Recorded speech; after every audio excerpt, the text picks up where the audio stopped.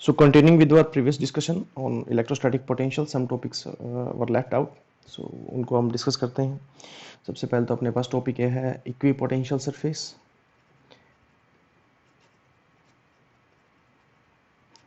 Equipotential surface, ठीक है. तो इक्विपोटेंशियल सरफेस अपने पास क्या है, जैसा कि नाम से ही अपने को पता लग रहा है, एक ऐसा सरफेस जिसके ऊपर इलेक्ट्रोस्टैटिक पोटेंशियल जो है वो क्या रहे, अपने पास सेम रहे, इक्वल रहे. जैसे कि हम अज्यूम कर लेते हैं यहाँ पे कोई भी चार्ज है, let this charge is Q, और इस चार्ज के चारों ओर हम एक ऐसा कोई भी सरफेस बनाए जिसके ऊपर इलेक्ट्रोस्टैटिक पोटेंशियल जो है वो क्या रहे, सेम रहे. तो let us consider this sphere, और इस स्फीयर का रेडियस जो है वो आर है, और ये चार्ज जो है इस स्फीयर के सेंटर पे है. तो आप इमेजिन कीजिए, इससे आर डिस्टेंस पे यदि हम इस पॉइंट पे आर डिस्टेंस पे, चार्ज से आर डिस्टेंस पे यदि पोटेंशियल देखें, तो let the potential at this point is equal to k q upon में आर. इस स्फीयर के आप किसी भी पॉइंट पे देखिए, आप यहाँ से इस पॉइंट पे देखिए, तब भी अपने पास पोटेंशियल यहाँ पे भी कितना होगा, के क्यू अपॉन में आर. सिमिलरली यहाँ पे भी आप देख सकते हैं, यहाँ पे भी अपने पास कितना हो, के क्यू अपॉन में आर. तो एक अपने पास एक कोई भी चार्ज है, ठीक है, उसको आप सराउंड करें किसी भी टाइप के सरफेस से, और उस सरफेस के ऊपर, उस सरफेस के हर एक पॉइंट के ऊपर जो पोटेंशियल है वो क्या रहना चाहिए, सेम रहना चाहिए. उस चार्ज की वजह से हो, चाहे किसी भी इलेक्ट्रिक फील्ड की वजह से हो, ठीक है. क्योंकि जहाँ भी चार्ज हो वहाँ पे इलेक्ट्रिक फील्ड होगा, और इलेक्ट्रिक फील्ड अपने पास, जहाँ पे इलेक्ट्रिक फील्ड वहाँ पे इलेक्ट्रिक पोटेंशियल होगा. तो अपने पास इस चार्ज की वजह से इलेक्ट्रिक पोटेंशियल जो है अपने पास वो क्या होना चाहिए, इस चार्ज की वजह से उस सरफेस पे इलेक्ट्रिक पोटेंशियल सेम होना चाहिए. तो इस टाइप के सरफेस को हम क्या बोल रहे हैं, इक्वी पोटेंशियल सरफेस. अब यदि हम ये रेडियस आर है, लाइक हम एक अलग स्फीयर और बनाएं, एक नेक्स्ट स्फीयर और बनाएं, तो उसमें अपने पास यदि रेडियस कुछ और लेते हैं, जैसे अपने पास ये वाला हम ड्रॉ कर रहे हैं, ये हमने कोई अलग स्फीयर ड्रॉ किया. आप बड़ा बना सकते हैं, छोटा बना सकते हैं, कितना भी, ठीक है. अब इस स्फीयर की बात करें तो इसका रेडियस कुछ अलग है. Let this radius is a, ठीक है. तो इस चार्ज की वजह से इस ए रेडियस वाले स्फीयर पे जो पोटेंशियल हो अपने पास कितना हुआ, यहाँ पे पोटेंशियल कुछ अलग हुआ. Let the different potential is V dash, और उसकी वैल्यू कितनी होगी, के क्यू अपॉन में ए. आप इस स्फीयर के किसी पॉइंट पे देख लीजिए, इस स्फीयर के किसी भी पॉइंट पे, ठीक है. तो इस स्फीयर के किसी भी पॉइंट पे अपने पास कितना होगा, के क्यू अपॉन में ए, के क्यू अपॉन में ए. तो अब देखिए, ये एक इक्विपोटेंशियल सरफेस है, ये अलग इक्विपोटेंशियल सरफेस है, और ये एक अलग इक्विपोटेंशियल सरफेस है. इसका रेडियस अलग है, इसके पैरामीटर अलग है, और दूसरा वाला जो सरफेस है उसका पैरामीटर क्या है, अलग है. यानी अपने पास दो इक्विपोटेंशियल सरफेस है, let A and B. There are two equipotential surfaces which are A and B. On surface A, on surface A the potential is VA, and the value of that VA is KQ upon में A. and on surface that is B, ठीक है, surface B पे अपने पास कितना है, surface B पे अपने पास पोटेंशियल है VB equals to KQ upon में R, ठीक है. तो आप इस चीज को देखिए, आप इस A सरफेस पे आप किसी पॉइंट पे चेक करें, तो A सरफेस पे हर पॉइंट पे पोटेंशियल अपने पास ये रहेगा, और बी सरफेस पे अपने पास पोटेंशियल ये रहेगा. तो ऐसे अपने पास ये क्या होगा, इक्वी पोटेंशियल सरफेस. तो डिफरेंट टाइप के इक्वी पोटेंशियल सरफेसेस अपने पास हम कंस्ट्रक्ट करते हैं, हम ड्रॉ करते हैं सिचुएशन के हिसाब से. अपने पास किस टाइप की सिचुएशन दी गई है, उस सिचुएशन के हिसाब से हम क्या करते हैं, पोटेंशियल सरफेस ड्रॉ करते हैं. तो नेक्स्ट यदि हम बात करें, यदि अपने पास चार्ज की अरेंजमेंट यदि चेंज हो जाए, तो अपने पास कैसा होगा, यदि चार्ज अपने पास इनफाइनाइट डिस्टेंस पे है, या फिर इलेक्ट्रिक फील्ड लाइन कैसे है, पैरेलल है. For example uniform electric field line है ऐसी, ठीक है. एक किसी भी अपने पास कंडीशन से आ रही है, किसी भी सिचुएशन से आ रही है, ठीक है. तो इनके लिए इक्विपोटेंशियल सरफेस कैसा होगा, इनके लिए इक्विपोटेंशियल सरफेस अपने पास होगा, वो होगा एक अपने पास प्लेन सरफेस होगा, इस टाइप का प्लेन सरफेस होगा, ठीक है. ये इस टाइप का प्लेन सरफेस, और ये सारी इलेक्ट्रिक फील्ड आना के इसके ऊपर क्या हो जाएंगी, परपेंडिकुलर हो जाएंगी, ठीक है. परपेंडिकुलर यहाँ पे आके हिट करेंगे, और यहाँ से इसको एग्जिट करेंगे, यहाँ से इसको एग्जिट करेंगे. तो अपने पास सरफेस कैसा हो जाएगा, प्लेन. अब ये वाला जो सरफेस होगा, इसके ऊपर पोटेंशियल मान लो कुछ V1 है. यदि हम कुछ अलग डिफरेंट यहाँ पे सरफेस ड्रॉ करें, लाइक सरफेस हम ड्रॉ करते हैं इस पॉइंट पे, ठीक है. इस पॉइंट पे सरफेस ड्रॉ करें तो इसके ऊपर पोटेंशियल कुछ अलग होगा, दैट इज V2. लेकिन इस पूरे सरफेस के ऊपर, इस वाले पूरे सरफेस के ऊपर पोटेंशियल कितना रहेगा, V2 रहेगा. और इस वाले दूसरे वाले जो सरफेस है, ये वाला जो सरफेस है, इसके ऊपर पूरे के ऊपर पोटेंशियल कितना रहेगा, V1 रहेगा, ठीक है.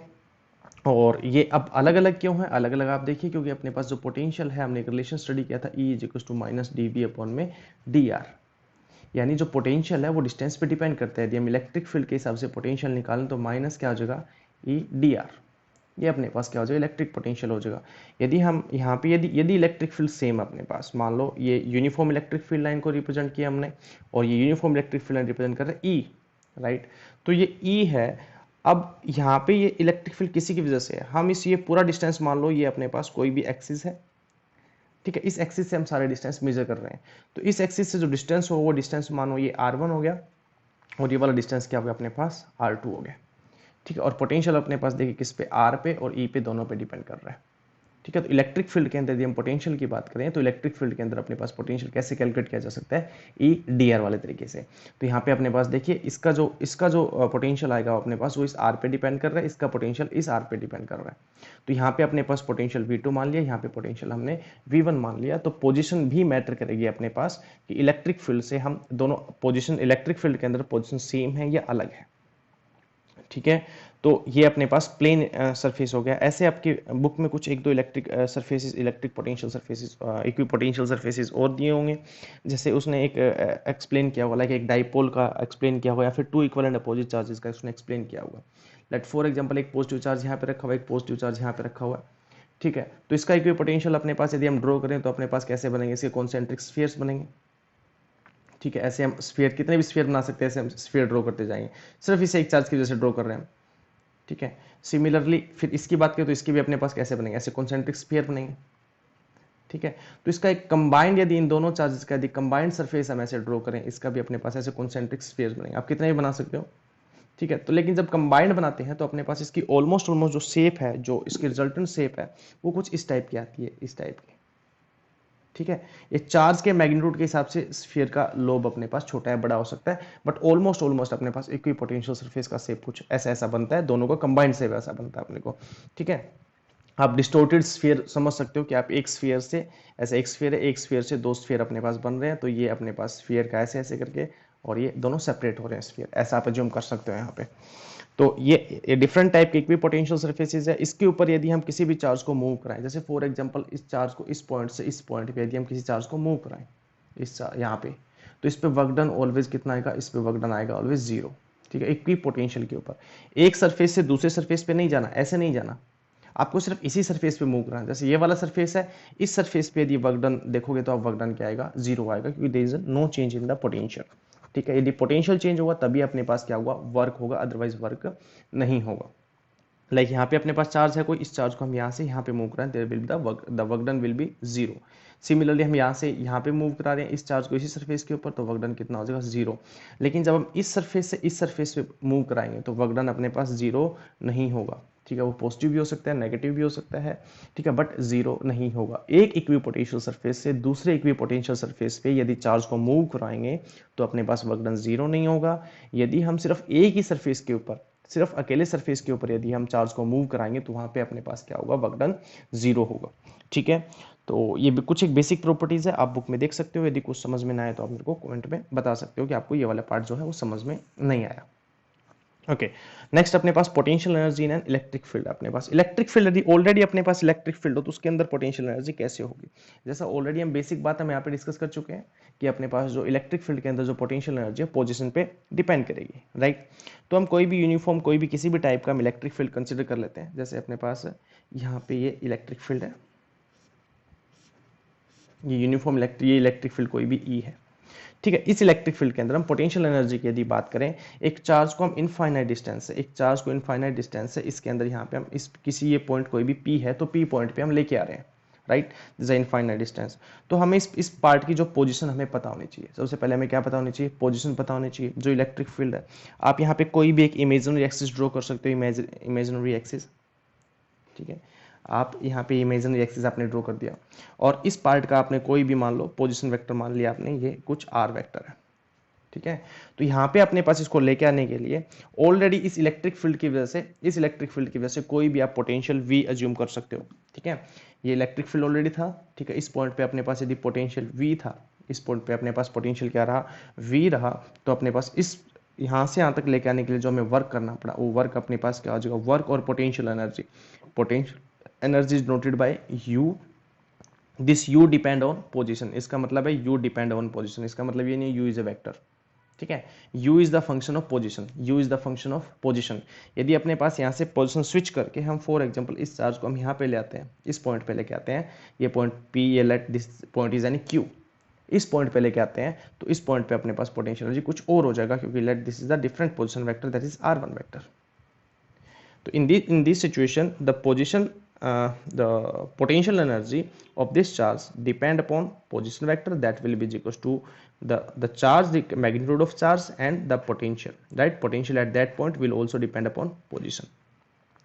आप इसको वेक्टर कंसिडर नहीं करेंगे, इसका मतलब ये potential is depend over the position. Similarly potential depend over the position, क्योंकि अलग पॉइंट पे पोटेंशियल क्या हो जाएगा अपने पास, अलग हो जाएगा। सी इस पॉइंट पे देखिए, इस इलेक्ट्रिक फील्ड के अंदर इस पॉइंट पे पोटेंशियल कुछ V2 है, इस पॉइंट पे पोटेंशियल कुछ V1 है ना? तो यदि हम इनफाइनाइट से इस पॉइंट पे लेके आएंगे सॉरी, इनफाइनाइट से इस पॉइंट पे लेके आएंगे तो पोटेंशियल अपने पास क्या है, V2 है, तो V2 इंटू क्यू हो जाएगा अपने पास वर्क इस पॉइंट पे लेके आएंगे तो। और यदि इनफाइनाइट से इस पॉइंट पे लेके आएंगे तो V1 इंटू क्यू हो जाएगा।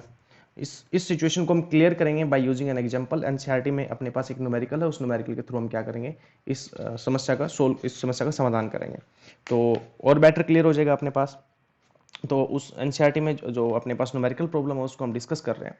तो जो भी आपके पास पहले प्रॉब्लम आ चुकी है मेरे पास ये, तो इसमें आपके पास कोई भी दो चार्ज दिए गए हैं, ठीक है, दो चार्ज अपने पास, एक Q1 चार्ज दिया गया, Q1 चार्ज अपने पास है समथिंग 7 माइक्रोकूलम, एंड चार्ज दूसरा दिया गया अपने पास Q2, लेट हमने Q2 मान लिया चार्ज अपने पास -2। तो सबसे पहला अपने पास बोलता है कि अपने पास चार्ज को किसी पॉइंट पे रखा गया, placed at this and this, यानी अपने पास एक्स वाई जेड एक्सिस को हम एक्स वाई एक्सिस प्लॉट करें, ड्रॉ करें हम, ये अपने पास let this is the X axis, this is the Y axis, ठीक है। और इनफाइनाइट डिस्टेंस से हमने पहले चार्ज Q1 को ला के रखा है कुछ -9 सेंटीमीटर 0 कोऑर्डिनेट पे, तो -x मान लेते हैं हम इसको, ये मान लिया हमने -9 कोऑर्डिनेट, राइट। तो इस पॉइंट पे अपने पास क्या हो जाएगा, इस पॉइंट पे अपने पास चार्ज हमने रख दिया Q1।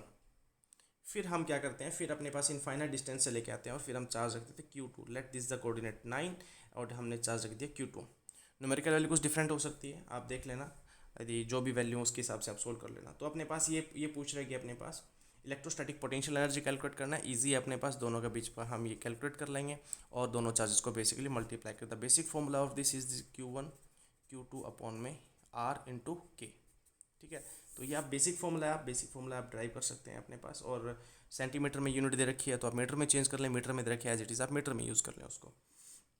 नेक्स्ट अपने पास उसका सेकंड पार्ट है, how much required is separate two. अब इनको सेपरेट करने के लिए कितना वर्क करना पड़ेगा, देखिए मान लो आपका यहाँ पे जो वर्क आया अपने पास Q1 Q2, अपने पास जो चार्ज दिए गए हैं प्लस माइनस दिए गए हैं, तो ठीक है, तो अपने पास नेगेटिव, इसके पोटेंशियल एनर्जी कैसा आ जाएगा, प्लस वाले को प्लस ले लेंगे चार्ज को, नेगेटिव वाले को नेगेटिव ले लेंगे, तो वर्क डन अपने पास कितना आ जाएगा यहाँ पे, या पोटेंशियल एनर्जी अपने पास कितना आ जाएगा, that is Q1 into -Q2 upon में R इंटू के। ये अपने पास सोल्यूशन आ गया, इसका कोई भी वैल्यू आ गया, लाइक मान लो अपने पास यहाँ पे वैल्यू आ गया समथिंग लाइक 10 आ गया मान लो, ठीक है, -10 जूल ये आ गया एग्जाम्पल के लिए, फॉर एग्जाम्पल, ठीक है, फॉर एग्जाम्पल अपने पास -10 जूल आ गया। अब वो कहते हैं इनको सेपरेट करने के लिए, सेकंड अपने पास कहते हैं सेपरेट करने के लिए, देखिए ये वर्क किया गया इनको कंबाइन करने के लिए, ठीक है। तो सेपरेट करने के लिए जस्ट क्या हो जाएगा, इसका अपोजिट वर्क हो जाएगा। यदि वर्क आपका नेगेटिव आया तो नेक्स्ट अपना सेपरेट करने के लिए वर्क कितना हो जाएगा, +10 जूल हो जाएगा।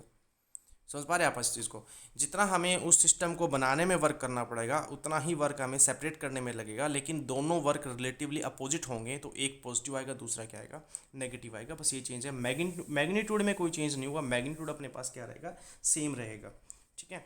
नेक्स्ट अपने पास इसका नेक्स्ट पार्ट जो है सी पार्ट है, थर्ड पार्ट जो अपने पास बोलता है, suppose the same system of charge is now placed an external electric field, ठीक है। अब एक्सटर्नल इलेक्ट्रिक फील्ड हम मान लेते हैं, ये अपने पास एक्सटर्नल इलेक्ट्रिक फील्ड है, ठीक है, यूनिफॉर्म नहीं है, उसने बुक में मेंशन किया हुआ E is to something A upon में R², ठीक है।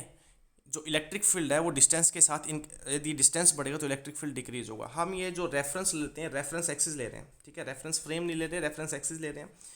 पता नहीं इसने क्वेश्चन दिया वो किस हिसाब से दिया, कौन से, तो हम क्या कर रहे हैं कि एग्जैक्ट वो कंडीशन, वो डायग्राम तो हम ड्रॉ नहीं कर पाएंगे, लेकिन हम रिलेटिवली कुछ डायग्राम ड्रॉ करके इस चीज़ को हम मेंशन कर सकते हैं। तो ये यदि अपने पास रेफरेंस एक्सिस है जिससे अपने को डिस्टेंस मेजर करना, और ये अपने पास इलेक्ट्रिक फील्ड, और इलेक्ट्रिक फील्ड अपने पास क्या है, यूनिफॉर्म नहीं है। इलेक्ट्रिक फील्ड अपने पास क्या है, यूनिफॉर्म नहीं है, क्योंकि इलेक्ट्रिक फील्ड आर पे डिपेंड कर रहा है।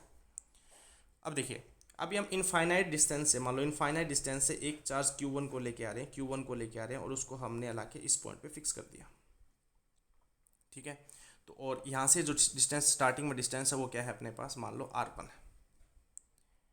अब अपने पास फिर हमने क्या किया, इनफाइनाइट डिस्टेंस से कोई चार्ज Q2 को हम लिया और Q2 चार्ज को लेकर आके फिर हमने किसी एक पॉइंट पे फिक्स कर दिया, इस पॉइंट पे हमने क्या कर दिया, फिक्स कर दिया। अब देखो, जब इस चार्ज Q2 को लेके आ रहे हैं, जब हमने Q1 को लेके आए जब चार्ज को, तो Q1 चार्ज को लेके आए तो हमें वर्क सिर्फ इलेक्ट्रिक फील्ड के अगेंस्ट करना पड़ा। और कितना वर्क करना पड़ा, फॉर फर्स्ट इस वाले केस के लिए हम बात करते हैं, इस वाले केस के लिए बात करते हैं, Q1 वाले केस के लिए अपने पास ऑलरेडी इलेक्ट्रिक फील्ड कितना था, यहाँ पे E था, ठीक है। और इलेक्ट्रिक फील्ड में कुछ R डिस्टेंस पे, R1 डिस्टेंस पे लेके आए। R1 डिस्टेंस अपने को जो है बुक में वैल्यू वो दे रखी है, कितना अपने पास है, that R is this one, ठीक है। Q1 यदि है तो ये हो गया अपने पास R1, और Q2 है तो अपने पास R2 ये हो गया। तो इलेक्ट्रिक फील्ड में हम लेके आए हैं उसको, ठीक है, Q1 चार्ज को कुछ R1 पॉइंट पे लेके आए हैं, तो अपने पास पोटेंशियल उस पॉइंट पे, यदि हम पोटेंशियल देखें तो उस पॉइंट पे पोटेंशियल कितना हो, उस पॉइंट पे वर्क डन कितना हो जाएगा। अभी हमने बताया वर्क डन और potential energy is equal to Q into V1। इस पॉइंट पे पोटेंशियल हमने क्या मान लिया, V1 कैसे कैलकुलेट करेंगे वो भी हम आगे कैलकुलेट करेंगे। Q1 चार्ज को इनफाइनाइट डिस्टेंस से इस पॉइंट पे लेके आने के लिए इस पॉइंट पे हमने पोटेंशियल क्या अज्यूम कर लिया, V1 भी कैलकुलेट करेंगे by using this electric field, but not now, अभी सिर्फ एक्सप्रेशन लिखेंगे, ठीक है। तो हमें पहले चार्ज को लेके आने के लिए पहला वर्क डन करना पड़ा, that is U1 that is equal to Q into V1, ठीक है। अब हम देखिए दूसरे चार्ज को लेकर, इस वाले चार्ज को लेकर, जब हम इस चार्ज को यहाँ पे इनफाइनाइट डिस्टेंस से इस पॉइंट पे लेके आएंगे, किस डिस्टेंस पे, अपने पास कुछ R2 डिस्टेंस पे, राइट, R2 डिस्टेंस पे, और पोटेंशियल इस पॉइंट पे हमने क्या मान लिया, इस पॉइंट पे V2 मान लिया, या आप इसको यहाँ पे ये समझें आप, ठीक है। तो ये अपने पास हमने क्या मान लिया, यहाँ पे V2 मान लिया, और V2 अपने पास वर्क डन इसको लेके आने के लिए देखिए, इस चार्ज को इसके अगेंस्ट पे भी, इस चार्ज को लेके आने के लिए हमें इसके अगेंस्ट भी वर्क करना पड़ेगा और इलेक्ट्रिक फील्ड के अगेंस्ट भी वर्क करना पड़ेगा। तो W2 में अपने पास देखिए इलेक्ट्रिक फील्ड के अगेंस्ट वर्क करेंगे वो अपने पास कितना हो जाएगा, इलेक्ट्रिक फील्ड के अगेंस्ट जो हम वर्क कर रहे हैं वो अपने पास आएगा, इलेक्ट्रिक फील्ड के अगेंस्ट वर्क किया हमने यहाँ पे Q चार्ज, सॉरी यहाँ पे आएगा Q1 है ना, 1 चार्ज लेके आए हम, Q1 V1 आएगा, तो चार्ज लेके आए यहाँ पे Q2, पोटेंशियल यहाँ पे कितना अपने पास V2, ये तो अपने पास चार्ज होगा इलेक्ट्रिक फील्ड के अगेंस्ट। और इस चार्ज के अगेंस्ट हम कितना वर्क कर रहे हैं, ऑलरेडी जो अपने पास चार्ज है उसके अगेंस्ट कितना वर्क कर रहे हैं, उसके अगेंस्ट वर्क कर रहे हैं हम K Q1 Q2 अपॉन में distance between these two, the distance between these two is R12, तो अपने पास डिस्टेंस इन दोनों के बीच में क्या आ जाएगा, R12 आ जाएगा। आई थिंक आप समझ भी गए होंगे कि पहले चार्ज को लेके आने के लिए सिर्फ हमें इलेक्ट्रिक फील्ड के अगेंस्ट वर्क करना पड़ा, दूसरे चार्ज को लेके आने के लिए हमें इलेक्ट्रिक फील्ड प्लस इस चार्ज के अगेंस्ट वर्क करना पड़ा, तो दोनों क्या हो गए, ऐड हो गए। टोटल वर्क डन अपने पास कितना आ जाएगा, Q1 V1 plus Q2 V2 plus K Q1 Q2 upon में R12, ठीक है। और V निकालना है, V निकालना तो आपके लिए ईजी है, कोई मुश्किल वाली बात नहीं है। तो अपने पास E और V का आप रिलेशन यूज़ कर लें, E और V का जब आप रिलेशन यूज़ करें तो आपके पास सिमिलरली क्या आ जाएगा, क्या होता है अपने पास, E is equals to minus DV upon में DR, और अप्रोक्सीमेटली इक्वल्स टू हम इसको लिख सकते हैं V अपॉन में R। V अपने को कैलकुलेट करना है तो V is equals to E into क्या हो जाएगा, R हो जाएगा। आप डिफ्रेंशिएट करना चाहे डिफ्रेंशिएट कर सकते हैं, तो V1 की जगह ER1 पुट कर सकते हैं आप, V1 की जगह ER1, तो इसको ये एग्जैक्टली हम वैल्यू पुट करें इसकी VR1 VR2 की, तो फॉर्म क्या अपने पास एक्सप्रेशन क्या बन जाएगा, देखिए एक्सप्रेशन अपने पास बन जाएगा, ये बना अपने पास ER1 पुट करना ना, तो टोटल वर्क डन अपने पास, टोटल वर्क डन कितना रहा, total work done is equals to Q1 की जगह तो Q1 रहेगा, V1 की जगह अपने पास क्या आ जाएगा, V1 की जगह आ जाएगा ER1, ठीक है, राइट। और E के अंदर भी R1 पुट करें, प्लस अपने पास Q2 इंटू ER2, ठीक है। तो ER2 यदि वैल्यू पुट करेंगे, प्लस अपने पास ये तो सब कुछ सेम रहेगा, Q1 Q2 अपॉन में R12, और E की वैल्यू आप देखिए क्या है अपने पास, Q1 अपॉन में A R1 स्क्वेयर हो जाएगा अपॉन में, और इंटू R1 है, plus Q into A upon में R2 स्क्वेयर अपॉन में R2, ठीक है, plus K Q1 Q2 upon में R12, तो R12 का स्क्वेयर यहाँ से गया, R1 का ये गया अपने पास, तो Q1 A अपॉन में R1 plus Q2 A upon में R2 plus K Q1 Q2 upon में R12, तो ये अपने पास क्या आ जाएगा, टोटल अपने पास एनर्जी आ जाएगा इन द सिस्टम, ये क्या आ जाएगा अपने पास, total energy in the system.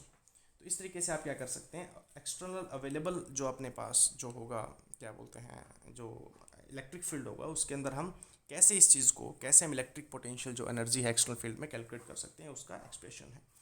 एक टॉपिक और रहता है आपका, वो है potential energy of a dipole, ठीक है। एक इलेक्ट्रिक फील्ड अपने पास, यूनिफॉर्म इलेक्ट्रिक फील्ड जूम कर रहे हैं हम, ठीक है। और इस यूनिफॉर्म इलेक्ट्रिक फील्ड के अंदर हमने क्या रखा हुआ, एक डाइपोल रखा हुआ, ठीक है, this is the direction of uniform electric field. और इसके अंदर हमने क्या रखा हुआ, एक डाइपोल रखा हुआ है, this is the dipole, right. और यहाँ पे let this the charge minus Q and let this the charge plus Q. ठीक है, तो इस चार्ज के ऊपर देखिए इलेक्ट्रिक फील्ड की डायरेक्शन होती है प्लस से माइनस। ठीक है ना, इलेक्ट्रिक फील्ड की डायरेक्शन प्लस से माइनस। आप रेफरेंस के लिए अपने दिमाग में समझ सकते हैं, इसके अंदर ऐसा निशान मत लगाना। तो देखिए आप इस चार्ज पे फोर्स किधर लगा है, इस साइड प्लस है, ये प्लस है, तो प्लस प्लस रिपेल करेंगे, इस साइड नेगेटिव है, इस साइड नेगेटिव है, तो ये चार्ज इस पे लगने वाले फोर्स की डायरेक्शन हो जाएगी ये। तो इस पे फोर्स कितना लगेगा अपने पास, इस पे लगने वाला फोर्स कितना हो जाएगा, F is equal to Q into E. और सिमिलरली इस पे फोर्स किधर लगेगा, इस डायरेक्शन में लगेगा, और वो भी कितना हुआ, Q into E, equal and opposite. And initially जो सेपरेशन अपने पास होता है वो तो अंडरस्टूड, अपने पास सेपरेशन कितना है 2a। ठीक है, एंड इनिशियली अपने पास, अब देखिए अपने पास हम क्या कैलकुलेट कर रहे हैं यहाँ पे, हम कैलकुलेट कर रहे हैं energy stored in an dipole. तो एनर्जी कब स्टोर होगी, जब हम इससे वर्क करेंगे। ठीक है, और ये डाइपोल जिस डायरेक्शन में रोटेट हो सकता है, हमें थोड़ा सा उससे अगेंस्ट इसको क्या करना है, रोटेट करना है। ठीक है, समझ पा रहे हो आप इस चीज़ को। इनिशियल एंगल स्टार्टिंग में अपने पास जो एंगल ये बना रहा था, ये एंगल कुछ θ1 एंगल बना रहा था। फिर हमने इसको यहाँ से इसको रोटेट किया, इस डायरेक्शन में अपोजिट डायरेक्शन में रोटेट किया, और let the position of this dipole is changed from angle θ1 to some position like this.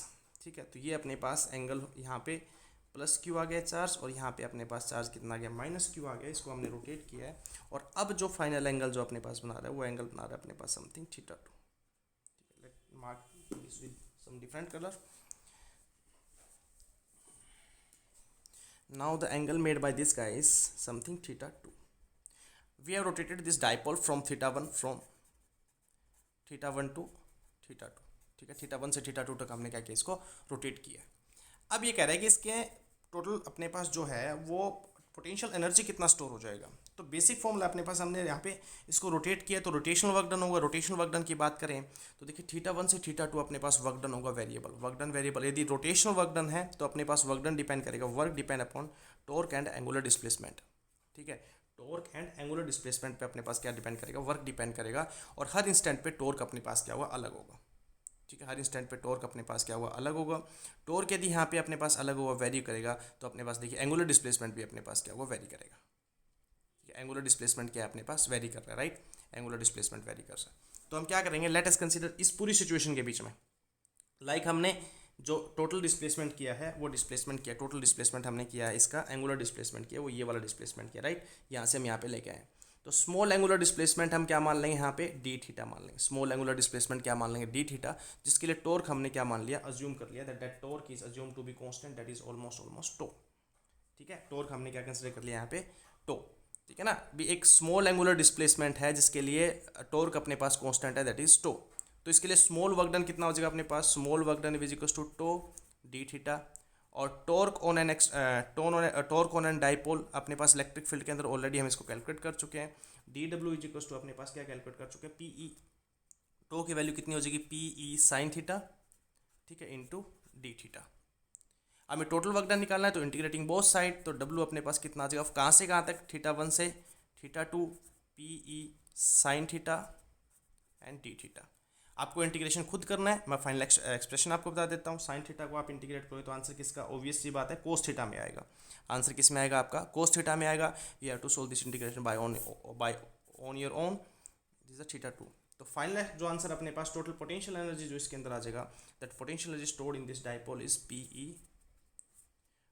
cos θ1 minus cos θ2।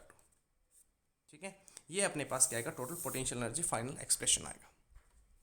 और आपको इसको सोल्व करना है, उससे रिलेटेड कोई भी न्यूमेरिकल सोल्व करना है, तो आई थिंक ऑलमोस्ट अपने पास जो पोटेंशियल वाला पार्ट है इस लेक्चर के साथ कंप्लीट हो जाता है। और नेक्स्ट लेक्चर में हम स्टार्ट करेंगे capacitance, that is capacitor. Okay.